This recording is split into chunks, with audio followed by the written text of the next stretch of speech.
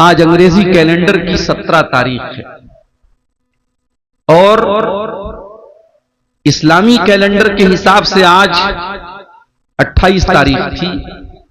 शाम के बाद 29 तारीख शुरू हो चुकी है और कल पूरी उम्मीद है कि रमजान का चांद नजर आ जाए। शाबान की 29वीं तारीख स्टार्ट हो चुकी है और कल रमजान का चांद नजर आ जाएगा। आज सऊदी अरब वगैरह में चांद नजर आ चुका है और इंशाअल्लाह कल वहां पहला रोजा है। आज वहां पहली तरावीह पढ़ी जाएगी। रमजान का महीना बाकी महीनों की तरह नहीं है, ये एक स्पेशल महीना है, खास महीना है। ये महीना अल्लाह ताला की तरफ से एक बहुत बड़ा गिफ्ट है, एक बहुत बड़ा तोहफा है और ये महीना हमें और आपको अल्लाह ताला ने साल में एक मर्तबा दिया है ताकि अगर हमारे अंदर कहीं भी ईमान की कोई हल्की सी भी निशानी है, ईमान की कोई हल्की सी भी अलामत है तो वो जिंदा हो जाए और हमारा ईमान दोबारा से चार्ज हो जाए और हम दोबारा अल्लाह के करीब आए। साल के 11 महीने अल्लाह ताला ने शैतान को खुली छूट दी है। जिसको चाहे बहका सकता है, जिसको चाहे फुसला सकता है। साल के 11 महीने अगर हम कोई गलत काम करते तो हम ये कह सकते हैं कि शैतान ने बहका दिया, शैतान ने फिसला दिया। मगर जब रमजान का महीना आता, अल्लाह के नबी फरमाते हैं इज़ा जा रमजान, जब रमजान का महीना आता है फुतिहत अबवाबुस समा, तो आसमान के तमाम दरवाजे खोल दिए जाते हैं। क्या मतलब? इसका मतलब यह हुआ कि जब हम अल्लाह की बारगाह में दुआ के लिए हाथ उठाते हैं तो आसमान के सारे दरवाजे खोल दिए जाते हैं। हमारी दुआओं की कबूलियत में अब कोई रुकावट नहीं है। अगर सच्चे दिल से हम कोई दुआ करेंगे अल्लाह ताला हमारी दुआ को जरूर कबूल करेगा। फुतिहत अबवाबुस समा, आसमान के सारे दरवाजे खोल दिए जाते हैं। व गुल्लिकत अबवाबुल जहीम, और जहन्नम के तमाम दरवाजे बंद कर दिए जाते हैं। शयातीन, और एक महीने के लिए शैतान को जेल में डाल दिया जाता है, शैतान को कैद कर दिया जाता है। एक महीने के लिए शैतान को नो एंट्री जोन में डाल दिया जाता है। शैतान को बहकाने की इजाजत नहीं है, शैतान को फुसलाने की इजाजत नहीं है। एक महीना तक आप शैतान से सेफ हो चुके हैं। अब अगर इस एक महीने में भी आप कोई गुनाह का काम कर रहे हैं, इस एक महीने में आप रोजा फर्ज होने के बावजूद रोजा नहीं रख रहे हैं, इस एक महीने में के अंदर भी आप शराब पी रहे हैं, इस एक महीने के अंदर भी जिना हो रहा है, इस एक महीने के अंदर भी लड़कियां बेपर्दा घूम रही हैं, इस एक महीने के अंदर झूठ बोला जा रहा है, इस एक महीने के अंदर कारोबार में बेईमानी हो रही है, इसका मतलब कि शैतान का कोई दोष नहीं है, हम खुद दोषी हैं। हम खुद शैतान बन चुके हैं और शैतान हमको इतना ट्रेंड कर चुका है, इतना पक्का कर चुका है कि अब एक महीने के लिए शैतान तो मौजूद नहीं है, शैतान तो कैद में है, लेकिन हम फिर भी बुराई से नहीं बच रहे हैं। इसका मतलब कि शैतान को दोष देना बेकार है, हम खुद शैतान बन चुके हैं। एक महीना समझिए कि हमारे लिए अल्लाह ताला की तरफ से हुज्जत कायम कर देता है कि ऐ मेरे बंदे, अब तू बता तेरे पास बहाना क्या है, तेरे पास एक्सक्यूज क्या है। शैतान तो कैद हो चुका है। यही नहीं मेरे प्यारे साथी, इस रमजान के महीने में एक रात है। कौन सी रात है? आइए कुरान का 30वां पारा खोलते हैं। इन्ना अंज़लनाहु फी लैलतिल क़द्र, ऐ मेरे बंदो हमने कुरान को लैलतुल क़द्र में उतारा है। वमा अदराका मा लैलतुल क़द्री, और तुम क्या जानो कि लैलतुल क़द्र क्या है। लैलतुल क़द्र खैरुम मिन अल्फि शहर, और ये लैलतुल क़द्र 1000 महीने से बेहतर है। 1000 महीने के बराबर नहीं कहा, 1000 महीने से बेहतर है। कितनी बेहतर अल्लाह जानता है। 1000 महीने में 1000 महीने में आप अगर गौर करें कितने साल होते हैं, कैलकुलेटर पे अगर आप कैलकुलेट करेंगे 1000 को 12 से अगर आप भाग देंगे तो लगभग 84 साढ़े 84 आता है। यानी अगर आपने लैलतुल कद्र को पा लिया, आपने शबे कद्र को पा लिया और उसमें आपने तहज्जुद पढ़ लिया, उसमें आपने तिलावत कर ली, उसमें आपने अल्लाह का जिक्र कर लिया, उसमें आपने अल्लाह की राह में दान दे दिया, उसमें आपने अल्लाह ताला की बारगाह में आंसू बहा दिए, उस एक रात में आपने जो भी इबादत की है वो इबादत 84 साल से भी ज्यादा बेहतर है। 84 साल नेकी करने का जो सवाब है वो एक रात में, और रात कब शुरू होती है? मगरिब के बाद से लेकर के फजर तक रहती है, यानी मैक्सिमम 12 घंटे। 12 घंटे की वो रात है। 12 घंटे के अंदर आपको अल्लाह ताला ने ऐसी रात दे दी है कि आप उसमें अगर कोई नेकी करेंगे तो आपको 84 साल से भी ज्यादा का सवाब मिलेगा। वो मुबारक रात इसी रमजान में आती है मेरे प्यारे साथी। और वो कब आती है? वो उस रमजान के आखिरी अशरे में आती है। इसीलिए अल्लाह के प्यारे नबी फरमाते हैं तहर्रू लैलतल क़द्र फिल अशरिल अवाखिर मिन रमजान। ओ लोगो, तुम रमजान के आखिरी अशरे में लैलतुल क़द्र को तलाश किया। और इसीलिए जब रमजान का आखिरी अशरा आता था, जब आखिरी 10 दिन आते थे, अम्मा आयशा फरमाती हैं अल्लाह के प्यारे नबी पूरी रात जागा करते थे, पूरी रात जागा करते थे और अपनी बीवियों को भी जगाया करते थे और कमर कस लेते थे। कमर कस लेने का मतलब ये कि एक्टिव हो जाते थे। आखिरी अशरे में अल्लाह के नबी इबादत के मामले में कोई नरमी नहीं बरतते थे। हमारे उल्टा मामला है।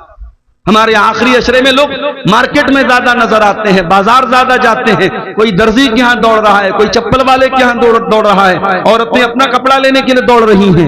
आखिरी अशरा हमारे यहाँ ईद की शॉपिंग के लिए माना जाता है। मेरे प्यारे साथियों, आखिरी अशरा जिसमें एक रात कोई लैलतुल कद्र की रात है, उस रात में अल्लाह के नबी रात भर जागा। मेरे भाइयों, वो रमजान का महीना इंशाअल्लाह कल से शुरू होने वाला है। वो रमजान एक बहुत बड़े मेहमान की शक्ल में हमारे पास आने वाला है। जरा दिल पे हाथ रख के बताओ कि उस मेहमान के लिए आपके दिल में क्या एक्साइटमेंट है। अगर आपको ये लगता है रमजान आएगा, अच्छे अच्छे पकवान हमारे घर में बनेंगे, हम सहरी में ये बनाएंगे, हम इफ्तार में ये बनाएंगे, आपके जहन में अगर रमजान के नाम पे सिर्फ खाना पीना ही आ रहा है तो आपने रमजान का मकसद नहीं समझा, आपने रमजान का मतलब नहीं समझा। जब रमजान का महीना आता था, अल्लाह के नबी खुश हो जाया करते थे और अपने सहाबा को खुशखबरी दिया करते थे। आप फरमाते थे अताकुम रमजान, ऐ मेरे सहाबा रमजान का महीना आ चुका है, शहरुन मुबारकुन, बरकत का महीना आ चुका है। ऐ मेरे सहाबा वो महीना आ चुका है जिस महीने में आसमान के दरवाजे खोल दिए जाते हैं, जिस महीने में जहन्नम के दरवाजे बंद कर दिए जाते हैं, जिस महीने में शयातीन को कैद कर दिया जाता है। उसी रमजान में जैसे ही चांद नजर आएगा, हुक्म दिया गया चांद को देखा करो, चांद को अपने बच्चों के साथ, परिवार के साथ देखने की कोशिश करो। मौसम साफ है, चांद इंशाअल्लाह नजर आएगा। जब रमजान का चांद तुम्हें आसमान पे नजर आ जाए तो ये दुआ पढ़ लेना जो अल्लाह के प्यारे नबी पढ़ा करते थे, अल्लाहुम्मा अहिल्लहु अलैना बिल अम्नि वल ईमानी वस्सलामति वल इस्लामी रब्बी व रब्बुकल्लाह। क्या दुआ है, चांद देख करके क्या दुआ पढ़ रहे हैं हम? अय अल्लाह, तो इस चांद को अमन के साथ हम पर तुलू फरमा दे, ईमान के साथ तुलू फरमा दे, सलामती के साथ तू इस चांद को तुलू फरमा दे, इस्लाम के साथ इस चांद को तू तुलू फरमा दे। रब्बी व रब्बुकल्लाह, और ऐ चांद मेरा और तेरा रब अल्लाह है। कभी आपने गौर किया, हमारे गैर मुस्लिम भाई भी तो चांद देख के करवा चौथ मनाते हैं। हमारे गैर मुस्लिम भाइयों की भी चांद की बड़ी अहमियत है, मगर वो चंद्रमा को देवता मानते हैं, वो चंद्रमा की पूजा करते हैं, वो चंद्रमा की इबादत करते हैं। मगर मेरे प्यारे साथियों, इस्लाम एक ईश्वरवाद वाला मजहब है, इस्लाम तौहीद वाला मजहब है। हम चांद को देख करके भी ऐलान करते हैं रब्बी व रब्बुकल्लाह, ऐ चांद हम तेरी उपासना नहीं करते, ऐ चांद हम तुझे रब नहीं मानते, ऐ चांद हम तुझे अपना पूज्य नहीं मानते, हम तुझे अल्लाह अल्लाह ताला का एक क्रिएशन मानते हैं, अल्लाह ताला की एक मखलूक मानते हैं, और हम चांद देख करके भी ऐलान करते हैं रब्बी व रब्बुकल्लाह, ऐ चांद मेरा भी रब अल्लाह और तेरा भी रब अल्लाह। इस्लाम तौहीद वाला दीन है मेरे प्यारे। इस्लाम में शिर्क बर्दाश्त के काबिल नहीं है मेरे साथी। इस्लाम तो वो मजहब है कि तमाम नमाजों में हम रुकू करते हैं, सजदा करते हैं, मगर जनाजे की नमाज में हम रुकू और सजदा नहीं करते। क्यों नहीं करते? सामने मुर्दा रखा हुआ है, सामने जनाजा रखा हुआ है। अगर जनाजे की नमाज में रुकू डाला जाता और सजदा डाला जाता तो यह मैसेज जाता कि इस्लाम तो मुर्दे के आगे सजदा करवा रहा है, इस्लाम तो मुर्दे के आगे झुक रहा है। इसलिए जनाजे की नमाज में कोई रुकू और सजदा नहीं है। जनाजा रखा हुआ है, हम जनाजे की नमाज पढ़ते उसमें कोई रुकू सजदा नहीं है। और इसीलिए अल्लाह के रसूल ने किसी कब्र के ऊपर नमाज पढ़ने से मना किया है। न तो कब्र के ऊपर मस्जिद बनाई जा सकती है, न मस्जिद में कब्र बनाई जा सकती है। कब्र के ऊपर भी नमाज नहीं और मस्जिद के अंदर भी कब्र को आपने रखने से मना किया है। आज अफसोस की बात, उसी इस्लाम को मानने वाले आज तौहीद को नहीं समझते। कोई किसी के आगे सर झुका रहा है, कोई किसी के आगे सर झुका रहा है। और आपकी शेरशाबादी बिरादरी में जो पूरी अहले हदीस बिरादरी है, आज आपकी बिरादरी में भी बहुत सारी ऐसी चीजें होने लगी हैं जो तौहीद के खिलाफ। माफ कीजिएगा, बहुत सारे घरों में जहालत की वजह से, तालीम की कमी की वजह से आज बच्चे पैदा होने के बाद ही उनके गले में धागा डाल दिया जाता है। आपके शेरशाबादियों में भी ये चीज देखी जा रही है कि बच्चों के गले में धागा और तावीज डाला जा रहा है। बच्चा बीमार हो जाए तो शिरकिया झाड़ फूक करने वाले झूठे मक्कार लोगों को बुला के उनसे झाड़ फूक करवाया भी जा रहा है।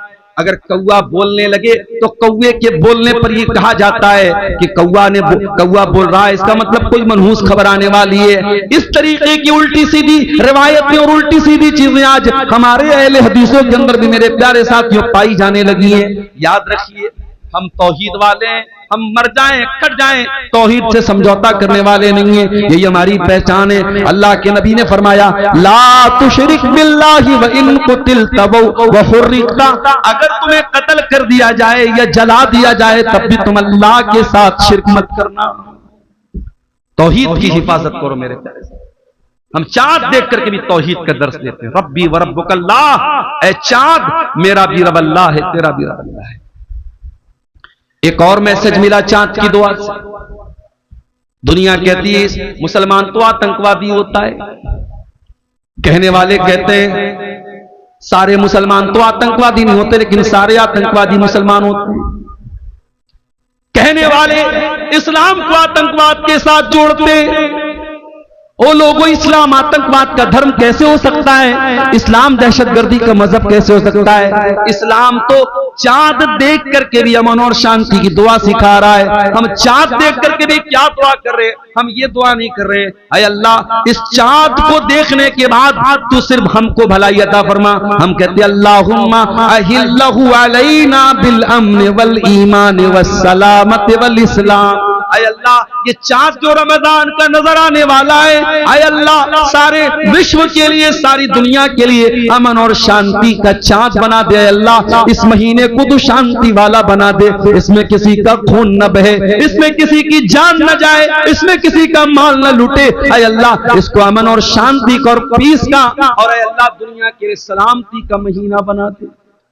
जो मुसलमान चांद देख करके भी अमन और शांति की दुआएं करता है, वो मीडिया वालों तुम्हें शर्म नहीं आती? उस इस्लाम को तुम आतंकवाद के साथ जोड़ते हो, उस मुसलमान को तुम आतंकवाद के साथ जोड़ते हो।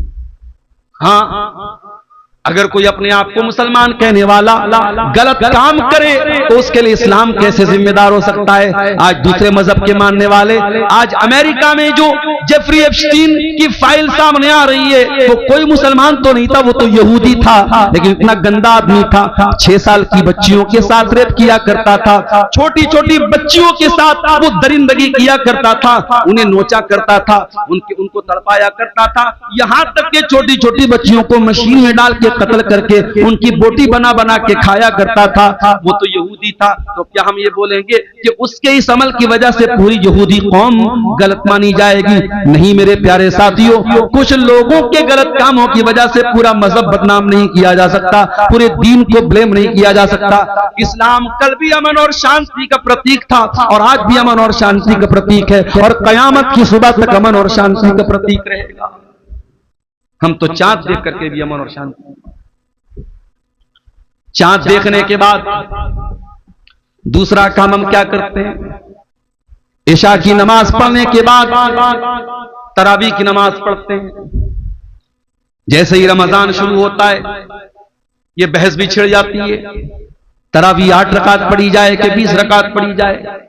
कोई 8 को सही कहता है, कोई 20 को सही कहता है, लेकिन एक बात से कोई इनकार नहीं कर पाएगा कि अल्लाह के नबी ने जो 3 दिन तरावी पढ़ाई थी वो 8 ही रकात आपने पढ़ाई थी। ऐसी आवाज है। 3 दिन तक अल्लाह के नबी ने जो तरावी की नमाज पढ़ाई थी वो 8 रकात थी, इसमें किसी को शक नहीं है मेरे प्यारे। हजरत आयशा से पूछा गया अल्लाह के प्यारे रसूल की रमजान की नमाज कैसी थी? तरावी की नमाज जिसको हम कहते हैं, उसी के बारे में सवाल किया गया। मायशा कैफ़ कानत सलातु रसूलिल्लाह सल्लल्लाहु अलैहि वसल्लम की रमजान, अल्लाह के रसूल की रमजान की नमाज कैसी? सवाल करने वाला तरावी के बारे में सवाल कर रहा है। अल्लाह के प्यारे नबी फरमाते हैं मा कान यज़ीदु रसूलुल्लाह सल्लल्लाहु अलैहि वसल्लम अला 11 रकातन, अल्लाह के नबी 11 रकात से ज्यादा कभी नहीं पढ़ते थे। फी रमजान वला फी गैरिही, न तो रमजान में आप पढ़ते थे न गैर रमजान में पढ़ते थे। पता ये चला कि तरावी की नमाज कोई अलग नमाज नहीं है, ये वही तहज्जुद की नमाज है तो अल्लाह के नबी साल के बाकी 11 महीने 11 रकात पढ़ा करते थे। उसी नमाज को आसान बना करके हम इशा के फौरन बाद पढ़ लेते हैं, ताकि जो लोग रात में उठ करके तहज्जुद नहीं पढ़ सकते वो भी रमजान में तरावी पढ़ सकते। भाई तहज्जुद की नमाज बड़े खुशनसीब लोगों को हासिल होती है, सब लोग तो तहज्जुद नहीं पढ़ता। कुरान में अल्लाह ताला जब अपने मुत्तकी बंदों का जिक्र करता है तो उनकी पहचान बताता है, वो तहज्जुद पढ़ते हैं। कहीं अल्लाह फरमाता है कानू कलीदम मिनल लैली मा यहजऊन, मेरे मुत्तकी बंदे रात को बहुत कम सोते हैं, वो रात में तहज्जुद की नमाज पढ़ते हैं। कहीं अल्लाह ने फरमाया ततजाफा जुनूबुहुम अनिल मजाज यदऊन रब्बहुम खौफन व तमा, मेरे मुत्तकी बंदे अपने बिस्तर से अलग होकर के अल्लाह की बारगाह में तहज्जुद पढ़ते हैं। यदऊन रब्बहुम खौफन व तमा, वो अपने रब से दुआएं करते हैं, कभी अल्लाह के अजाब से डरते हैं, कभी अल्लाह की रहमत की उम्मीद रखते हैं। व मिम्मा रज़क़नाहुम युनफ़िक़ून, और तहज्जुद पढ़ने के बाद अल्लाह की राह में सदका खैरात करते हैं। वही तहज्जुद की नमाज रमजान में तरावी के नाम से पढ़ी जाती है और अल्लाह के नबी ने इसको 11 रकात ही पढ़ा है। मेरे प्यारे साथियों, हमें और आपको भी चाहिए कि हम तरावी पढ़ें, लेकिन हाँ एक बात याद रखिए, तरावी की नमाज को आज हमारे यहाँ एक हवा बना दिया गया, बहुत मुश्किल बना दिया गया। नहीं, तरावी को आप बहुत मुश्किल मत बनाइए मेरे प्यारे साथियों। अगर हमारे नौजवानों का स्टेमिना बहुत कमजोर हो चुका है और वो बेचारे बहुत लंबी तरावी नहीं पढ़ पा रहे तो ठीक है, आप हल्की ही तरावी पढ़ाइए। हल्की से मुराद ये है कि अगर एक पारा पूरा अगर इमाम पढ़ रहा है और एक पारे में सारे लोग शामिल हो सकते हैं तो एक पारा पढ़ाया जाए। अगर एक पारा भी लोग नहीं पढ़ पा रहे तो एक पारे से भी कम पढ़ा जा सकता है, लेकिन कोशिश ये कीजिए कि तरावी की नमाज पूरे महीने पढ़ी जाए। जो ये तरीका हमारे यहाँ चला है कि 3 दिन तरावी पढ़ते हैं, 5 दिन तरावी पढ़ते हैं, उसके बाद मस्जिदों में सन्नाटा छा जाता है, ये तरीका गलत है और किसी भी हदीस से ये तरीका साबित नहीं है कि सिर्फ 3 दिन तरावी पढ़ी जाए। अल्लाह के नबी फरमाते हैं मन काम रमजान ईमानन व इहतिसाबन, जो रमजान में क़ियामुल लैल करता है, जो रमजान में तरावी की नमाज पढ़ता है ईमान के साथ और सवाब की नीयत के साथ, ये 2 चीजें बहुत जरूरी हैं। तरावी की नमाज का मकसद दिखावा नहीं होना चाहिए, तरावी की नमाज का मकसद ये बताना नहीं होना चाहिए कि मैं बहुत बड़ा नेक इंसान हूं। तरावी का 2 मकसद होना चाहिए, ईमानन व इहतिसाबन, ईमान के साथ और सवाब की नीयत के साथ जो तरावी की नमाज पढ़ेगा, अल्लाह के नबी फरमाते हैं गुफिर लहू मा तक़द्दम मिन ज़म्बिही, उसके पिछले तमाम के तमाम गुनाह माफ हो जाएंगे। और ये भी याद रखिए, अभी आज एक फोन मेरे पास आया, मौलाना मैं एक जगह ड्यूटी कर रहा हूं, 12 बजे रात तक मेरी ड्यूटी है, मैं ड्यूटी से आने के बाद जमात तो मुझे नहीं मिलेगी, क्या मैं अकेले तरावी की नमाज पढ़ सकता हूं? मैंने कहा आप पढ़ सकते हैं, जायज है, लेकिन ये बात याद रखिए कि तरावी की नमाज जमात से पढ़ना अफजल है, जमात से पढ़ना अफजल और बेहतर है, इसलिए कि अल्लाह के नबी ने फरमाया मन कामा मअल इमामी हत्ता यंसरिफ कुतिब लहू क़ियामुल लैला, जो इमाम के साथ क़ियामुल लैल करता है, जो इमाम के साथ तरावी की नमाज पढ़ता है, उसको पूरी रात तहज्जुद पढ़ने का सवाब मिलता है। इसलिए मेरे भाइयों, मस्जिद में तरावी का एहतमाम करो और औरतों के लिए भी इंतजाम करो ताकि माएं बहनें भी इस सवाब में शामिल हो सके, मर्द हजरात भी तरावी पढ़े और पर्दे के साथ औरतों का भी इंतजाम करो, औरतें भी जाके तरावी की नमाज पढ़ें। और आगे बढ़िए, तरावी आपने पढ़ ली, रात में सो गया, सुबह 4 बज गए, आपकी बीवी ने आपको उठाया, उठिए, आपने कहा अरे 4 बज रहा है तो मुझे क्यों उठा रही है? बीवी ने कहा शायद आप भूल गए आज पहला रोजा है, चलिए सहरी कर लीजिए। आप उठे, ब्रश किया आपने, मुंह धोया आपने, दस्तरखान पे बैठ के बीवी ने जो सहरी में बनाया था वो सहरी आप खाने लगे। 4 बजे सुबह आपने तो कभी नाश्ता नहीं किया था, आप तो सुबह 8-9 बजे नाश्ता करते थे, ये 4 बजे कौन सा नाश्ता हो रहा है? इसको सहरी बोलते हैं और ये सहरी बड़ी बरकत वाला खाना है। अल्लाह के नबी फरमाते हैं तसहरू फइन्न फिस्सहूरी बरका, सहरी खाया करो, सहरी में बरकत है। सहरी के बगैर भी आप रोजा रखेंगे हो जाएगा, मगर सहरी खा के रोजा रखेंगे तो बदन में ताकत रहेगी।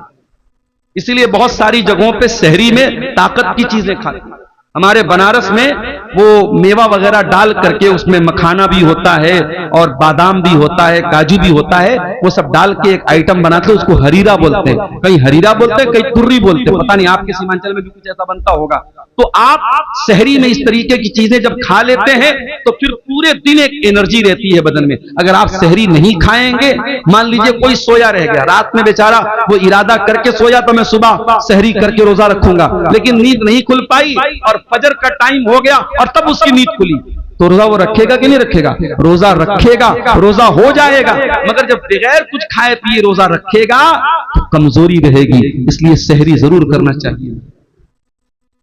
हमने सुबह 4 बजे सहरी कर ली, 5 बजे फजर की अजान होने वाली है, हमने 10 मिनट में 15 मिनट में सहरी कर ली।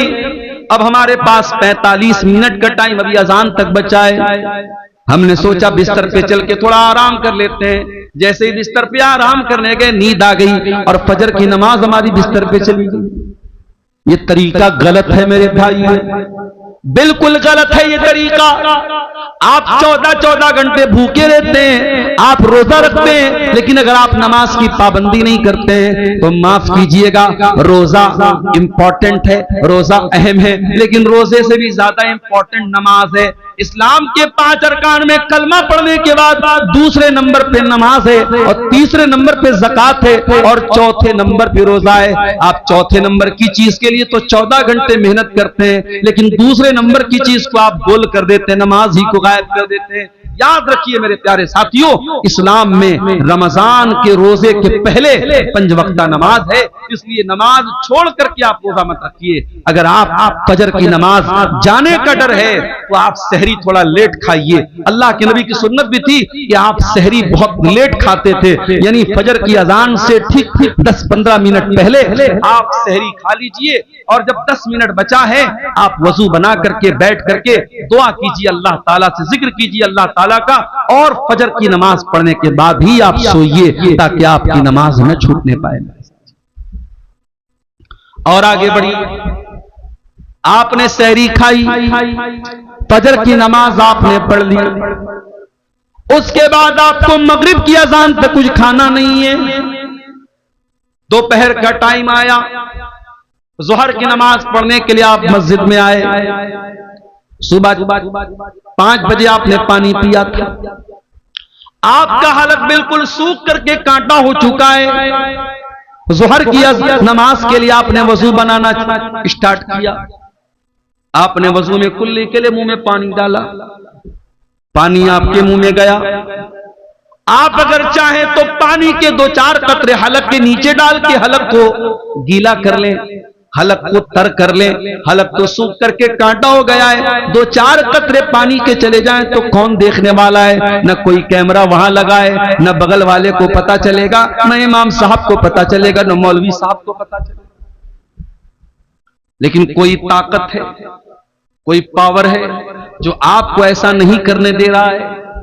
आप प्यास के मारे, बुरा हाल है आपका हलक सूख करके कांटा बना हुआ है और पानी आपके मुंह में जा रहा है, मगर वो कौन सी ताकत है जो पानी को हलक के नीचे डालने नहीं देती है? पानी बाहर आ जाता है, पानी हलक के नीचे नहीं उतरता है। मेरे प्यारे साथियों, इसी का नाम तकवा है, इसी का नाम अल्लाह का डर है, और रमजान का महीना यही तकवा हमें सिखाता है। इसीलिए अल्लाह ने फरमाया, या अय्युहल्लज़ीना आमनू कुतिबा अलैकुमुस्सियामु कमा कुतिबा अलल्लज़ीना मिन क़ब्लिकुम लअल्लकुम तत्तक़ून। ऐ ईमान वालो, हमने तुम पर रमजान का रोजा फर्ज किया है ताकि तुम मुत्तकी बन जाओ, ताकि तुम अल्लाह से डरने वाले बन जाओ, ताकि तुम हराम चीजों से बचने वाले बन जाओ।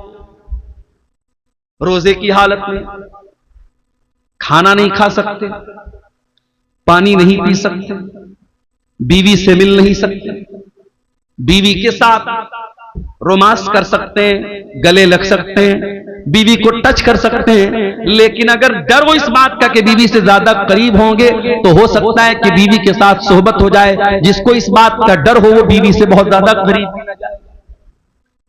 रोजे की हालत में आप इंजेक्शन भी लगवा सकते हैं, लेकिन शर्त यह है कि ताकत का इंजेक्शन ना हो, ग्लूकोज का इंजेक्शन ना हो। नॉर्मल इंजेक्शन भी आप लगवा सकते हैं। रोजे की हालत में आप कान में ड्रॉप भी डाल सकते हैं, आंख में ड्रॉप भी डाल सकते हैं। हाँ, नाक में कोई दवा नहीं डालें। रोजे की हालत में आप खून की जांच भी करवा सकते हैं, लेकिन हाँ, खून चढ़वा नहीं सकते, खून दे नहीं सकते, खून ले नहीं सकते। खून इसलिए नहीं दे, खून लेंगे तो बदन में एक ग़िज़ा आ जाएगी, वो जायज नहीं है। रोजे की हालत में बदन को ग़िज़ा पहुंचाना जायज नहीं, और खून किसी को देंगे तो कमजोरी बहुत ज्यादा आ जाएगी, रोजे पर इफेक्ट पड़ेगा, इसलिए खून देना भी ठीक नहीं रोजे की हालत। रोजे की हालत में आप अगर भूल करके कुछ खा गए, नबी अकरम ने फरमाया, अगर भूल चूक करके तुम्हारे मुंह में कुछ चला गया, खा लिया, तो जैसे ही याद आ जाए फौरन बाज आ जाओ। और तुमने जो भूल करके खा लिया, पी लिया, उससे तुम्हारे रोजे पर कोई फर्क नहीं पड़ा, बस ये समझो कि तुमको अल्लाह ने खिला दिया। अब मान लो आप घर में आए, प्याले में दाल रखी हुई थी, आपने थोड़ी सी दाल पी ली, फिर आपको याद आया, अरे भाई अभी तो रमजान शुरू हो गया है। फिर आपको अब्दुल गफ्फार साहब की तकरीर भी याद आ गई, उन्होंने कहा था अल्लाह ताला खिला रहा, आपने पूरी गटागट पूरी दाल आप पी लो। ये नहीं कर देना भाई, वरना मसला फंस जाएगा, बदनाम में हो जाऊंगा। जितना चला गया, जितना गलती से भूल से आपने खा लिया, बस वहीं स्टॉप हो जाओ। जैसे ही याद आ गया मैं रोजा, अच्छा अब ये भी है, बाज लोगों को याद कब आता है? जब पूरा खा पी के डकार लेते अल्हम्दुलिल्लाह, उसके बाद उनको याद आता है कि हाँ मैं रोजा हूं। तो इतनी कमजोर याददाश्त भी आपकी नहीं होनी चाहिए। रोजे की हालत में अगर भूल करके आपने खा लिया तो कोई गुनाह की बात नहीं। इसी तरीके से आप सुबह सहरी कर रहे थे, आप चाय पी रहे थे, आप दूध पी रहे थे, उतने में अजान शुरू हो गई, तो बर्तन में जितना दूध है, जितनी चाय है, उसको आप कंप्लीट कर लीजिए, उस पर अल्लाह ताला की आपकी कोई पकड़ नहीं होती। अजान अगर होने लगे तो बर्तन में जो चीज आप पी रहे हैं उसको आप कंप्लीट कर सकते हैं, उसमें कोई गुनाह नहीं। और यह भी नोट कर लीजिए, रोजे की हालत में अगर रात में इंसान अपनी बीवी से मुलाकात करता है, जाहिर है कि रात में तो जायज है, या रात में इंसान सो गया और वो नापाक हो गया, उसको एहतलाम हो गया, नाइट फॉल हो गया, अब सुबह वो उठा तो वो नापाक है, यानी उसके ऊपर गुस्ल वाजिब है। अब वो क्या करे? वो रोजा रखेगा कि नहीं रखेगा? रोजा रखेगा।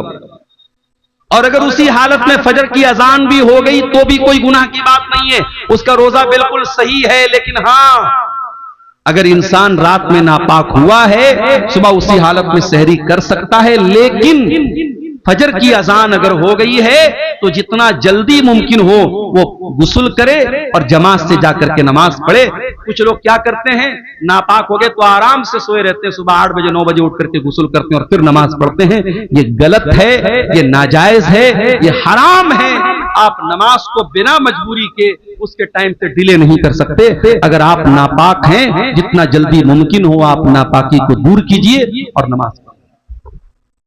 और ये भी याद रखिए, अगर फजर के 1 मिनट पहले भी औरत अगर हैज में थी और पाक हो गई, 1 मिनट पहले भी, मान लीजिए कि अगर 5:15 पे फजर की अजान हो रही है और 5:14 पर औरत को यह लगा कि मैं पाक हो गई हूं, मेरा हैज आना बंद हो गया, पीरियड आना बंद हो गया मेरा, तो उस दिन का रोजा वो रखेगी, उस दिन का वो रोजा रखेगी और फौरन वो गुस्ल करके फजर की नमाज नहीं पढ़ेगी। हाँ, अगर इसका उल्टा हो जाए, अगर फजर की अजान के 1 मिनट के बाद भी अगर औरत को जो है वो हैज आ जाए तो वो उस दिन का रोजा नहीं रखेगी, वो नापाक मानी जाएगी, वो जितने दिन पीरियड में रहेगी वो रोजा नहीं रखेगी।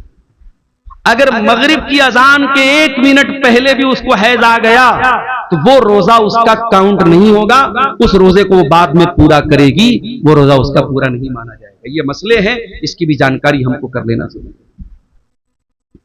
शाम का टाइम आया, आपने बीवी आपकी कमरे में आती है, वही बीवी जो आपके लिए सर से पैर तक हलाल है, आपने रोजे की हालत में अपने आप को कंट्रोल किया है, बीवी के करीब नहीं जा रहे, आपको बहुत तेज भूख लगी है, आपके घर में खाने पीने के बहुत सारे आइटम रखे हुए, लेकिन आप उन चीजों को नहीं खा रहे, आपको प्यास लगी, आप कोई चीज पी नहीं रहे, ये रोजा हलाल चीजों को आपसे छुड़वा रहा है। खाना हलाल है लेकिन आप खाना नहीं खा रहे, पानी हलाल है लेकिन पानी नहीं पी रहे, बीवी हलाल है लेकिन बीवी के करीब नहीं जा रहे। मेरे प्यारे साथियों, ये रोजा हमें ये सबक दे रहा है, ऐ रोजा रखने वाले, अगर तू अल्लाह के हुक्म पर हलाल चीजों को छोड़ सकता है तो तू हराम को भी छोड़ सकता है, और अगर तू हलाल को छोड़ता है और हराम को नहीं छोड़ता है तो फिर तेरे रोजा रखने का कोई मतलब नहीं है। कुछ लोग क्या करते हैं, दिन भर तो रोजा रखते हैं और मगरिब की जैसे ही अजान होती है, इफ्तार करने के बाद पहले सिगरेट का धुआं निकालते हैं,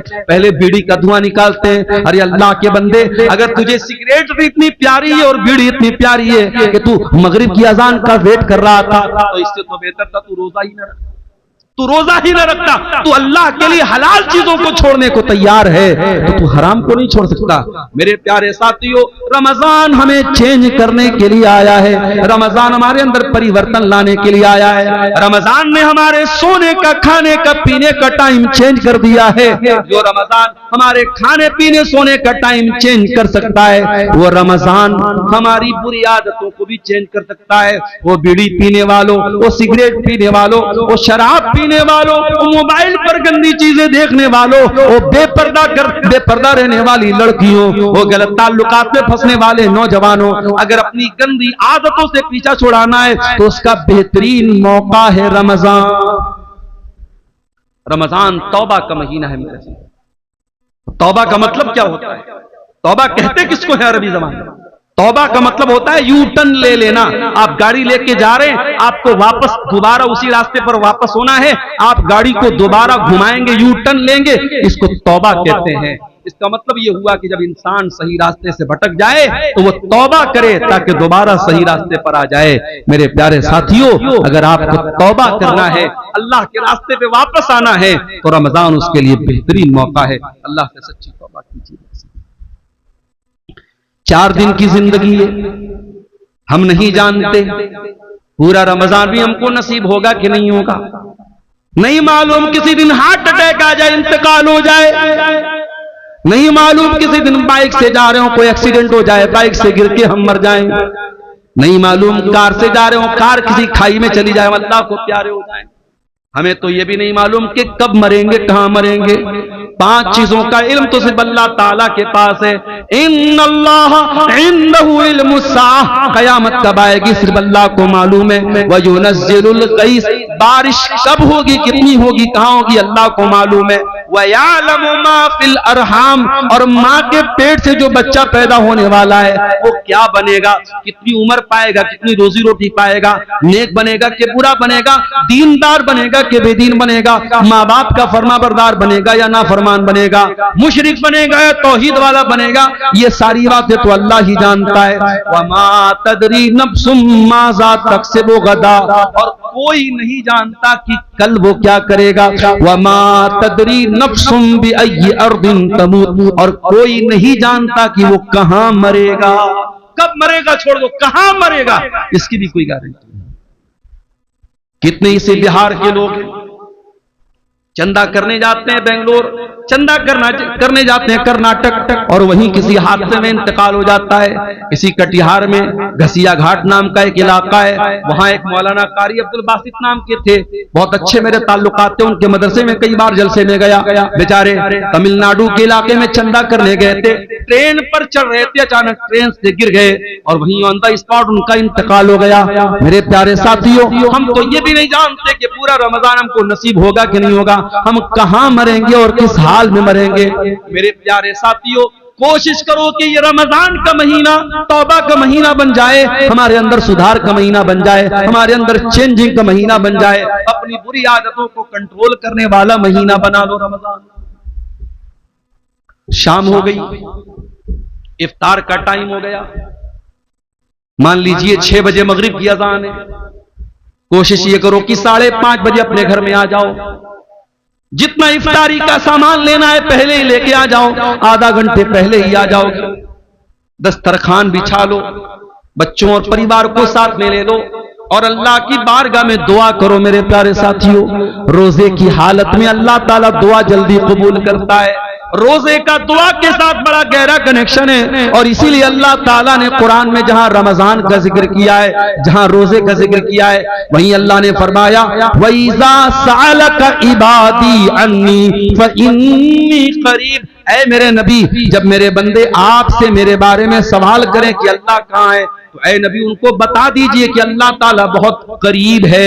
उजीबु दावत दाई इज़ा दान, और जब भी कोई दुआ करने वाला अल्लाह को पुकारता है, अल्लाह जरूर उसकी दुआ को सुनता है। शर्त यह है फलयस्तजीबू ली वलयुमिनू बी, कि वो अल्लाह की बात माने और अल्लाह पर ईमान। अगर वाकई में हम अल्लाह की बात माने तो जरूर अल्लाह हमारी दुआ सुने, मगर हम अल्लाह की बात मानते हैं। हम तो गुनाहों की दुनिया में लथपथ रहते हैं, हराम कमाई खाते हैं, सूद ब्याज खाते हैं, हराम काम करते हैं, और उसके बाद हम कहते हैं अल्लाह हमारी दुआओं को नहीं सुनता। अल्लाह ने हम पर जालिमों को मुसल्लत कर दिया है, फला जालिम है, फला जालिम। अरे सबसे बड़े जालिम हम हैं। दूसरों को जालिम कहने से पहले अपने गिरबान में झांके, हमने अपने ऊपर कितना जुल्म किया है। इसलिए मेरे प्यारे साथियों, रमजान में दुआ करो, और दुआ करना है तो जरा नबियों से सीखो कि दुआ कैसे की जाती है। आदम अलैहिस्सलाम से गलती हो तो क्या दुआ की उन्होंने, और रब्बना ज़लमना अनफुसना व इल्लम तगफिर लना व तरहमना लनकूनन्न मिनल खासिरीन। ऐ परवरदिगार, हमने अपनी जानों पर जुल्म किया है, और अगर तूने नहीं बख्शा और तूने रहम न किया, ऐ अल्लाह हमसे ज्यादा खसारा उठाने वाला कोई न होगा। यूनुस अलैहिस्सलाम को देखो, मछली के पेट में, जहां दुनिया का कोई नेटवर्क काम नहीं करता, वहां क्या दुआ कर रहे हैं, फनादा फिज़्ज़ुलुमाति अल्ला इलाहा इल्ला अंता सुब्हानका इन्नी कुन्तु मिनज़ ज़ालिमीन। यूनुस अलैहिस्सलाम ने तीन अंधेरों में, समंदर का अंधेरा था, पानी का, समंदर का अंधेरा था, रात का अंधेरा था, और मछली के पेट का अंधेरा था, तीन अंधेरों में उन्होंने अल्लाह को पुकारा। और क्या पुकारा, ला इलाहा इल्ला अंता सुब्हानका इन्नी कुन्तु मिनज़ ज़ालिमीन। ऐ अल्लाह तू पाक है, ऐ अल्लाह तेरे सिवा मेरा कोई सहारा नहीं है, ऐ अल्लाह तू पाक है, इन्नी कुन्तु मिनज़ ज़ालिमीन। ऐ अल्लाह मैं जालिम हूं, मेरी गलती है। दुआ मांगने का तरीका सीखो मेरे प्यारे साथियों नबियों से। इसीलिए अल्लाह के नबी फरमाते हैं, मछली वाले नबी की दुआ बहुत बेहतरीन दुआ है, और मुसलमान जब भी किसी मुसीबत में ये दुआ करेगा, अल्लाह ताला जरूर उसकी दुआ को। इब्राहिम अलैहिस्सलाम को देखो, 85 साल की उम्र हो चुकी है, औलाद नहीं है, यहां तो 14-15 साल हो जाए और औलाद ना हो तो दुनिया वाले ताना मारने लगते हैं कि इसको तो औलाद नहीं हो रही है, और इंसान भी मायूस हो जाता है। यहां 85 साल की उम्र हो चुकी है, इब्राहिम अपने रब से मायूस नहीं है। क्या दुआ करते हैं? रब्बी हबली मिन लदुनका ज़ुर्रियतन तय्यबा इन्नका समीउद दुआ। ऐ अल्लाह तू मुझे पाक औलाद दे दे, ऐ अल्लाह तू दुआओं को सुनने वाला है। रब्बी हबली मिनस सालिहीन, ऐ अल्लाह मुझे नेक बेटा अता फरमा। अय्यूब अलैहिस्सलाम को बीमार है, पूरे बदन में जख्म है, पूरे बदन से खून बह रहा है, पूरे बदन में परेशानी है, और अय्यूब अलैहिस्सलाम दुआ कर रहे हैं। व अय्यूबा इज़ नादा रब्बहू अन्नी मस्सनियद्दुर्रु व अंत अरहमुर राहिमीन। कहते हैं, अल्लाह मुझे ये बीमारी पहुंची है, अय अल्लाह मुझे ये तकलीफ पहुंची है, और अय अल्लाह सबसे बड़ा रहम करने वाला तू है, अगर तूने रहम न किया तो तेरा बंदा कहां जाएगा।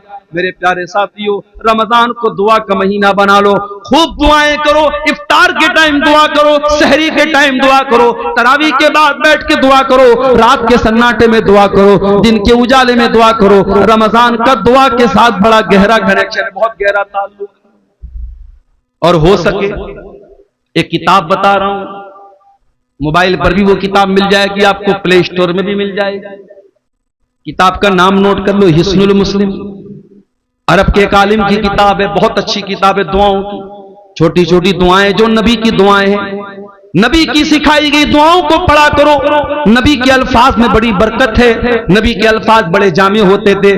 अगर वो नहीं पढ़ सकते, अगर पढ़े लिखे नहीं हो, तो अपनी भाषा में, अपनी जबान में, तुम शेरशाबादी लैंग्वेज में, तुम बंगला जुबान में भी अल्लाह से दुआएं कर सकते हो। अल्लाह ताला हर जबान को समझता है, वो दिल की भाषाओं को जानता है, वो दिल की जबान को जानता है। हम जबान से कहें या न कहें, हमारा दिल जब तड़पता है, हमारा दिल जब रोता है, हमारे दिल की सदाओं को भी अल्लाह ताला सुन लेता है।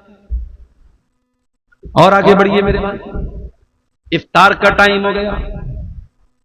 आप इफ्तार करते हैं, बिस्मिल्लाह पढ़ के आपने खजूर मुंह में डाली, खजूर मुंह में डाली, पानी आपने पिया, और पानी जैसे ही आपके हलक के अंदर गया, आपने दुआ पढ़ी, ज़हब ज़मऊ वबतल्लतिल उरूक़ु वसबतल अज्रु इंशाअल्लाह। ऐ अल्लाह तेरे हुक्म से मैंने रोजा पूरा कर लिया, ऐ अल्लाह मेरी प्यास खत्म हो गई, ऐ अल्लाह मेरी रगे तर हो गई, और अल्लाह अगर तूने चाहा तो मुझे सवाब भी मेरे रोजे का मिल जाएगा। ये बड़ी प्यारी दुआ है, इफ्तार के टाइम यही दुआ पढ़ा करो मेरे प्यारे साथी। और वो दुआ भी आप पढ़ सकते हैं, अल्लाहुम्मा लका सुमतु अला रिज़्क़ि का अफ़्तरतु, ऐ अल्लाह मैंने तेरे लिए रोजा रखा और तेरे ही दिए हुए रिज़्क़ पर मैंने इफ्तार। और ये भी मसला याद रखो, इफ्तार में जल्दी करने का हुक्म है। अगर घड़ी में 6 बज चुका है और आपकी जनवरी में 6 बजे इफ्तार का टाइम है, तो जानबूझ करके 6 बज करके 2 मिनट पर भी इफ्तार करना ठीक नहीं। अल्लाह के नबी फरमाते हैं, ला यज़ालुन्नासु बिखैरिन मा अज्जलुल फित्रा, लोग उस वक्त तक भलाई के साथ रहेंगे जब तक इफ्तार में जल्दी करेंगे। क्या मतलब? जैसे इफ्तार का टाइम हो जाए जल्दी से इफ्तार करेंगे, तब तक लोग भलाई के साथ रहेंगे। बात समझ में नहीं आई? मौलाना साहब, एक आदमी 6 बजे इफ्तार कर रहा है, एक आदमी 6 बजकर के 5 मिनट पर इफ्तार कर रहा है, वो 5 मिनट ज्यादा रोजा रख रहा है, उसको तो और ज्यादा सवाब मिलना चाहिए। और आप अल्लाह के नबी की हदीस पढ़ रहे हैं कि जो लोग इफ्तार में जल्दी करेंगे वो भलाई के साथ रहेंगे। पता ये चला कि शरीयत हमारी लॉजिक से नहीं चलती है, शरीयत हमारे दिमाग से नहीं चलती है, शरीयत अल्लाह ताला के और उसके रसूल के हुक्म से चलती है। अगर अल्लाह का हुक्म यही है और रसूल का हुक्म यही है कि इफ्तार में जल्दी किया जाए, तो इफ्तार में देर करना ठीक नहीं है। ये मोजा मैंने पहना है, कपड़े का मोजा हो चाहे चमड़े का मोजा हो, आपको मालूम है अगर हमने वजू करके पहना है तो मसा कर सकते हैं मोजे के ऊपर। कभी आपने गौर किया, मोजे का जो नीचे का हिस्सा होता है वही ज्यादा गंदा होता है, लेकिन जब हम वजू करते हैं तो मोजे के ऊपर के हिस्से पर मसा करते हैं, हम नीचे के हिस्से पर मसा नहीं करते हैं। पता ये चला कि दीन अकल और राय का नाम नहीं है, दीन तो अल्लाह और उसके रसूल के हुक्म का नाम है। इसीलिए इफ्तार में जल्दी करने का हुक्म दिया गया है। और ये भी नोट कर लो मेरे भाई, आज जैसे ही रमजान का महीना आता है, मर्दों की डिमांड क्या होती है? 20 तरीके का आइटम बनाया जाए। हो सकता है कि आपके शेरशाबादी समाज में शायद उतनी वैरायटी ना होती हो, लेकिन आप अगर बनारस चले जाएं, आप लखनऊ चले जाएं, आप हैदराबाद चले जाएं, आप मुंबई चले जाएं, तो इफ्तार के दस्तरखान पे आपको 20 तरीके के आइटम मिलेंगे। मुझे उससे कोई एतराज नहीं। अल्लाह ने आपको दौलत दी, आप खूब खाइए, मना नहीं है मेरे भाई। लेकिन मुझे इस बात से शिकायत है कि आज अपने घर की औरतों के ऊपर हमने इतना ज्यादा बोझ डाल दिया है। इतने सारे आइटम उनको बनाने होते हैं रमजान के अंदर के बेचारी असर के बाद से लेकर के वो अफ्तार के आइटम बनाने में उनका टाइम लग जाता है, और मगरिब के बाद बेचारी बर्तन धोने में उनका टाइम लग जाता है। उनको इबादतों का टाइम नहीं मिलता, उनको कुरान पढ़ने का टाइम नहीं मिलता, उनको दुआ करने का टाइम नहीं मिलता। मेरे प्यारे साथियों, अपने मुंह के स्वाद के लिए और अपने पेट के लिए अपने घर की औरतों पर अत्याचार न करो, अपने घर की औरतों पर जुल्म न करो। अरे सिंपल जो खाना आम दिनों में खाते हो वही सिंपल तरीके से रमजान में भी खाओ। ठीक है, 2-4 आइटम बढ़ गए, कोई हर्ज की बात नहीं है, लेकिन बीवी के ऊपर इतना ज्यादा अत्याचार करना कि बेचारी दिन भर खाना ही बनाती रहे और इफ्तार के बाद पूरी कई घंटे वो बर्तन ही धोती रहे, ये औरतों पर जुल्म है। इससे भी हमें और आपको बचना। उसके बाद रमजान की एक बहुत अहम इबादत जिसके लिए कुरान में बाकायदा जिक्र किया गया, कुरान की तिलावत। रमजान में कसरत से कुरान की तिलावत करो, इसलिए कि रमजान के महीने में ही कुरान उतारा गया। फरमाया शहरु रमजान अल्लज़ी उन्ज़िला फ़ीहिल कुरान, रमजान के महीने में कुरान उतारा गया। हुदल लिन्नास, और ये कुरान सारी मानवता के लिए हिदायत बन करके आया। व बय्यिनातिम मिनल हुदा वल फुरकान, और इस कुरान की आयतें सच्चाई को खोल खोल के बयान करने वाली है। कभी आप अपने दिल पर हाथ रख के बताइए मेरे भाई, आपने पिछले रमजान में कितना कुरान पढ़ा था? मोबाइल पर आपने न जाने कितनी रील्स देखी थी, फेसबुक के ऊपर आपने न जाने कितना टाइम खर्च किया था, यूट्यूब पर आपने न जाने कितने वीडियोस देखे थे, लेकिन आप अपने दिल पर हाथ रख के बताइए कि आपने कुरान कितना पढ़ा था। बल्कि अगर आप मुझसे पूछे तो मैं एक बात कहूंगा, रमजान में उलमा की तकरीरें सुनिए, मैं मना नहीं करता, मगर तकरीरों से ज्यादा कुरान सुनिए। कुरान रमजान को कुरान के लिए खास कर दीजिए। और आज भी आप देखिए जो हरमैन के इमाम है, जब वो कुरान पढ़ते हैं कितना अच्छा लगता है। शेख अब्दुर रहमान सुदैस जब अपनी आवाज में कुरान पढ़ते अल्लाह अल्लाह, कितना प्यारा लगता है। शेख सऊद अशुरैम तो चले गए, लेकिन मौजूदा जो इमाम हरमैन है उसमें एक नाम शेख बदर तुर्की का है, कितना प्यारा कुरान पढ़ते हैं। आप मोबाइल पर हेडफोन लगा के अगर शेख बदर तुर्की की जबान से कुरान सुनेंगे और आंखें बंद कर लेंगे, आपको ऐसा लगेगा आप हरम में खड़े, आप मक्का में खड़े, आप मस्जिद हराम में खड़े। वो लोगों तुम कुरान पढ़ो तो सही एक बार। अला बिज़िक्रिल्लाहि तत्मइन्नुल कुलूब, ये कुरान तुम्हारे दिल को जरूर शांति देगा, तुम्हारे दिल को जरूर सुकून देगा। ये कुरान पढ़ के तो देखो, ये कुरान सुन के तो देखो। हमारे दिल इतने कठोर हो चुके हैं, हमें गाना अच्छा लगता है, हमें म्यूजिक अच्छा लगता है, हमें कुरान अच्छा नहीं लगता। हमें कुरान न पढ़ने का मन करता है, न सुनने का मन करता है। तरावी की नमाज में इमाम साहब जरा सी लंबी तिलावत कर दें तो हम नाराज हो जाते हैं, इमाम साहब आपने लंबी तिलावत क्यों कर दी? हमें कुरान 10 मिनट ज्यादा सुनना भी गवारा नहीं है। वही नौजवान जो आधा घंटे तरावी की नमाज में खड़ा नहीं हो पाता है और बैठ करके आराम आराम से तरावी पढ़ता है, वही नौजवान 1-1 घंटा खड़े होकर के 50 ओवर का क्रिकेट मैच देख लेता है। अभी इस बार वर्ल्ड कप का 2020 वर्ल्ड कप चल रहा है। अपने नौजवानों से एक बात कहना चाहूंगा, ये वर्ल्ड कप का जो मैच है ये तो होता रहेगा, लेकिन रमजान पता नहीं दोबारा हमको मिलेगा कि नहीं मिलेगा। मेरे प्यारे साथियों, इस वर्ल्ड कप के चक्कर में अपने रमजान को बर्बाद न होने देना। इस वर्ल्ड कप के मैचों के चक्कर में आप जब मैच देखेंगे तो मैच में एडवर्टीजमेंट भी आएगा, प्रचार भी आएगा, उसमें नंगी लड़कियां भी आएंगी, उसमें नंगा प्रचार भी आएगा। उसमें जब मैच देखेंगे तो दर्शकों को भी दिखाया जाएगा, उसमें खूबसूरत लड़कियां भी नजर आएंगी और आप रोजे की हालत में ये सारी चीजें देखेंगे। इसलिए खबरदार, कहीं रमजान के रोजे को आपका ये वर्ल्ड कप का मैच बर्बाद न कर दे। इसलिए वर्ल्ड कप के मैच से भी होशियार रहना मेरे साथ। कुरान को टाइम दो। इमाम मालिक रहमतुल्लाह अलैह बहुत बड़े इमाम थे, हदीस का दर्स दिया करते थे।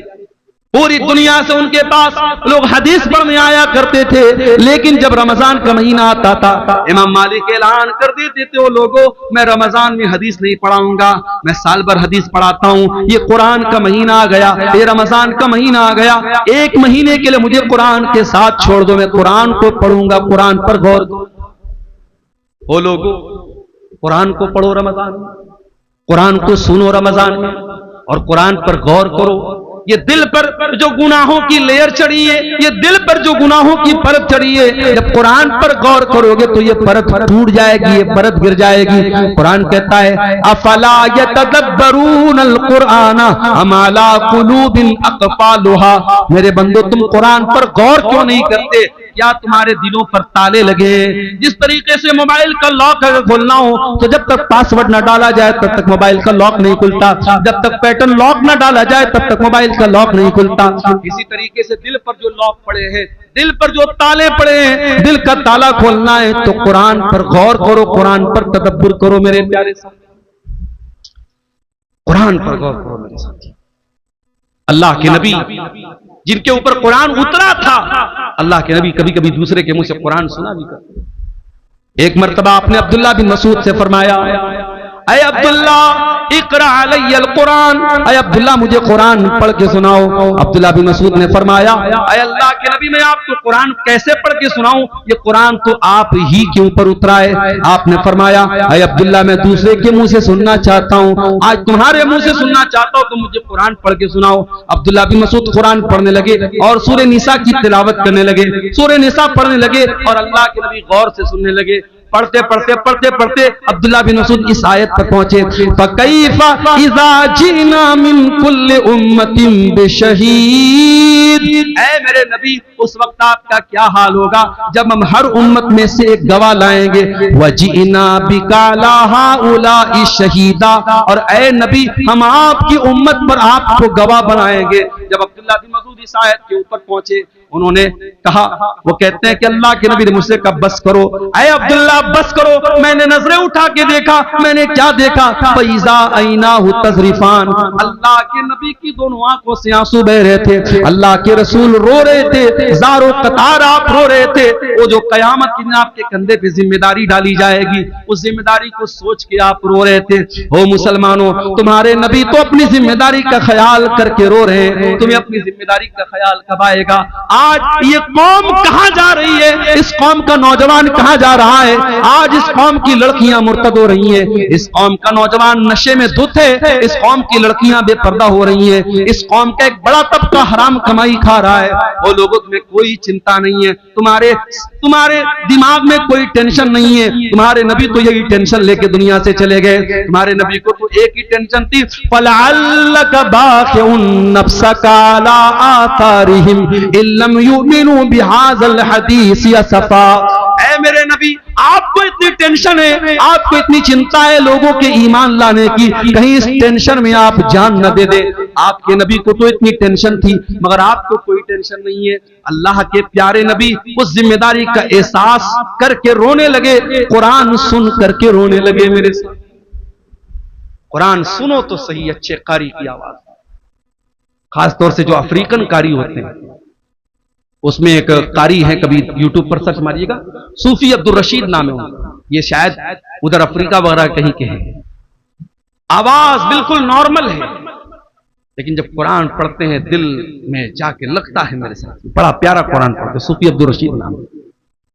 अच्छे कारी की आवाज में आप कुरान सुनिए, आप ये गाने बजाने भूल जाएंगे। दिल पर जो असर पड़ेगा मेरे साथियों, आप मैं बयान नहीं कर सकता। रमजान को कुरान का महीना बनाइए मेरे साथ।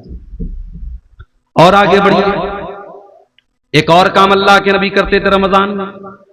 अब्दुल्ला बिन अब्बास कहते हैं अल्लाह के नबी रमजान में बहुत ज्यादा सखावत किया करते थे, अल्लाह की राह में दान दिया करते थे। आज भी मुसलमान अपने माल की ज़कात इसी रमजान के महीने में निकालता है। मेरे प्यारे साथियों, आप अपने माल की जो ज़कात होती है आप साल में कभी भी निकाल सकते हैं, बल्कि ज़कात का सही मसला तो यह है, मिसाल के तौर पर अगर मेरे पास आज 1 लाख रुपया है, आज 1 लाख रुपया मेरे पास आया और आज ही के दिन अगले साल तक वो पैसा मेरे पास रहा, तो आज ही के दिन मेरे ऊपर ज़कात फर्ज होगी। लेकिन लोग अपनी आसानी के लिए रमजान में ज़कात निकालते, कोई हर्ज की बात नहीं, निकाल सकते हैं आप। लेकिन हाँ, ज़कात देने का तरीका भी आज हमारा बड़ा निराला है मेरे साथ।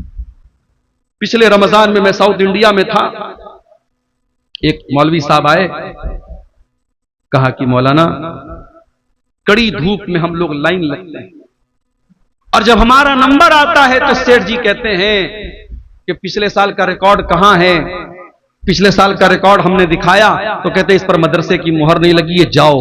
2-2 घंटा धूप में लगने के बाद वो बेचारा मौलवी तो किसी प्राइवेट मदरसे में पढ़ा रहा था और उसका चंदा करने वो बेंगलोर और गुजरात गया था, 3-3 घंटा लाइन में लगने के बाद उसको वापस कर दिया जाता है और बेचारा वो नाकाम लौट जाता है। ये हालात देख करके मेरे साथियों खून के आंसू रोने का दिल चाहता है। ये ज़कात कोई टैक्स नहीं है जिसे वसूलने के लिए लोगों के दरवाजों पर जाया जाए। होना तो ये चाहिए था, ज़कात देने वाले खुद ऐसा सिस्टम बनाते कि जहां ज़कात के हकदार हैं ज़कात वहां तक पहुंचती। यहां तो बेचारे मौलवी धक्के खा खा के ज़कात वसूल रहे। मेरे प्यारे साथियों, अपने माल की ज़कात निकालो और सही तरीके से अपने माल की ज़कात निकालो। अगर आपके पास 85 ग्राम सोना है, अगर आपके पास 595 ग्राम चांदी है, अगर आपके बैंक बैलेंस में आपके पास कैश रकम में इतना पैसा है जो 595 ग्राम चांदी के बराबर है, तो आपके पास अगर वो माल 1 साल तक रहता है तो उसकी ज़कात आपको देना है। और ऐ मेरी प्यारी माओ बहनों, ये भी याद रखिए, आपने सोने का जो जेवर पहना हुआ है और आपने अलमारी में जो रखा हुआ है वो सब पर आपको ज़कात देना है। कोई ये ना सोचे कि जो मैं पहनती हूं उस पर ज़कात नहीं देना है, सब पर आपको ज़कात देना है। और अगर आपने अपने सोने चांदी की ज़कात नहीं निकाली तो अंजाम क्या होगा? अल्लाह फरमाता है वल्लज़ीन यक्निज़ून अज़्ज़हब वल फ़िद्दा वला युनफ़िक़ूनहा फ़ी सबीलिल्लाहि फ़बश्शिरहुम बिअज़ाबिन अलीम। जो लोग सोना चांदी इकट्ठा करते हैं और उसकी ज़कात नहीं निकालते हैं उनको दर्दनाक अज़ाब दिया जाएगा। यौमा युहमा अलैहा फी नारी जहन्नम फतुक्वा बिहा जिबाहुहुम व जुनूबुहुम व ज़ुहूरुहुम। क़यामत के दिन वही सोना चांदी जहन्नम की आग में तपाया जाएगा, उससे उनकी पेशानी को दागा जाएगा, उससे उनके पहलू को दागा जाएगा, उससे उनकी पीठ को दागा जाएगा और कहा जाएगा हाज़ा मा कनज़्तुम लिअन्फुसिकुम फज़ूक़ू मा कुन्तुम तकनिज़ून। ये सोना चांदी जिसकी तुमने ज़कात नहीं निकाली थी, आज उसको अल्लाह ताला ने जहन्नम की आग बना दिया है। आज अजाब का मजा चखो। मेरे प्यारे साथियों, इसलिए अपने माल की सही ज़कात निकालिए और ये बात याद रखिए, ज़कात कोई टैक्स नहीं है। ज़कात आपके माल के मैल कुचैल को पाक करती है। ज़कात हमारे माल की बरकत को खत्म नहीं होने देती है, आपके माल की सुरक्षा करती है, आपके माल की हिफाजत। इसीलिए अल्लाह कुरान में अपने नबी से कहता है खुज़ मिन अम्वालिहिम सदक़तन तुतहिरुहुम व तुज़क्कीहिम। ऐ नबी, आप लोगों के माल में से ज़कात लीजिए, ये ज़कात उनके माल को पाक करे। बिजनेसमैन लोगों से एक बात कहना चाहता हूं, बिजनेसमैन के पास जितना भी माल तिजारत है उस पर उसको ज़कात देना है। मिसाल के तौर पे अगर हमारे दुकान में 10 लाख का माल है तो 10 लाख के माल पे हमको ज़कात देना है। हाँ, मार्केट से जो पैसा हमको लेना है उसको हम माइनस करेंगे और मार्केट में जो पैसा हमको देना है वो माइनस करेंगे, जो लेना है उसको प्लस करेंगे और पूरे माल तिजारत को ऐड करके उसकी ज़कात हमें निकालनी। इसी तरीके से अगर आपने कोई जमीन खरीदी है और आपने जमीन इस मकसद के लिए खरीदी है कि जमीन का दाम बढ़ जाएगा तो हम बेच देंगे, अगर आपने जमीन को बेचने के मकसद से लिया है तो उस जमीन की भी आपको ज़कात देना पड़ेगा।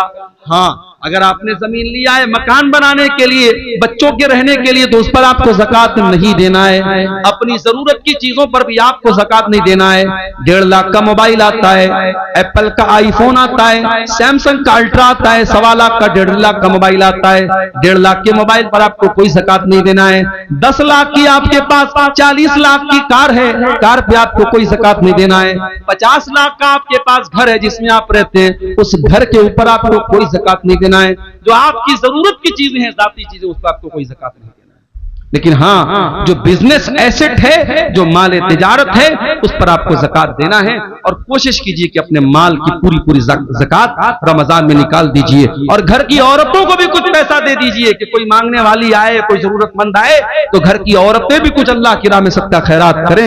ये माहौल मेरे प्यारे साथियों रमजान में अपने घरों का हमें बनाना चाहिए। अल्लाह के नबी सल्लल्लाहु अलैहि वसल्लम की बीवियों से कुरान कहता है कि ऐ नबी की बीवियों, अक़िम्नस्सलात व आतीनज़ ज़कात, तुम नमाज कायम किया करो, तुम ज़कात अदा किया करो। इसका मतलब कि औरत को भी ज़कात अपने माल की देना चाहिए। अगर औरत के पास अपना जेवर है, औरतों को जो मायके से मिलता है जेवर, वो औरत का अपना जेवर होता है। अगर शौहर ज़कात निकाल दे तो अच्छी बात है, अगर शौहर ज़कात नहीं निकालता है तो बीवी को खुद उसकी ज़कात निकालनी पड़ेगी। अगर अपना जेवर बेच के भी निकालना पड़े तो देना पड़ेगा। ज़कात दिए बगैर चारा नहीं है। और अगर हम जानबूझ के ज़कात नहीं निकालेंगे, अल्लाह के यहाँ बहुत दर्दनाक अज़ाब होगा। मेरे प्यारे रमजान के इस मुबारक महीने में एक काम हमें और करना रहता है, जिसको एतिकाफ बोलते हैं। एतिकाफ का मतलब होता है अपने आप को मस्जिद के अंदर कैद कर लेना।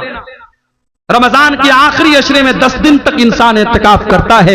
नबी की सुन्नत है, मगर यह मसला याद रखो, औरतें भी अगर एतिकाफ करेंगी तो मस्जिद में करेंगी। अगर औरतों के लिए मस्जिद में पर्दे का इंतजाम है, सुरक्षा का इंतजाम है, तो मस्जिद में एतिकाफ करेंगी। और अगर मस्जिद में इंतजाम नहीं है तो औरतों को मायूस होने की जरूरत नहीं है, वो और नेकी के काम करें, उनको एतिकाफ करने की जरूरत नहीं है। एतिकाफ अगर होगा तो मस्जिद में होगा, इसलिए कि अल्लाह के नबी से कहीं और एतिकाफ करने का सबूत नहीं मिलता है। और इत्तिकाफ कौन करेगा? आज तो हालात ये पूरे पूरे गांव में कोई इत्तिकाफ नहीं करता है। पूरी अहले हदीसों की बस्ती है, कुरान और सुन्नत पर चलने वालों की बस्ती है, लेकिन पूरी बस्ती में एक आदमी भी इत्तिकाफ नहीं करता है। अफसोस की बात है। मैंने मुंबई में देखा, मैंने कर्नाटक में देखा, मैंने तमिलनाडु में देखा, मस्जिद में 20-20 नौजवान, बिल्कुल हट्टे कट्टे नौजवान, वो आते हैं इत्तिकाफ में बैठते हैं। औरतों के लिए इंतजाम मैंने देखा, पर्दे का इंतजाम है, वो इत्तिकाफ करती हैं। मेरे प्यारे साथियों, जज्बा होना चाहिए आपके अंदर। और इत्तिकाफ वो आदमी आज हमारे यहाँ कोई करता भी तो कौन करता है? जो बिल्कुल समाज में रिटायर हो चुका है, वो इत्तिकाफ करता है। अरे जो बिजनेसमैन है, जो एक्टिव है, जो अपने दुनिया की कुर्बानी दे के इत्तिकाफ करे, वो असल इत्तिकाफ करता है।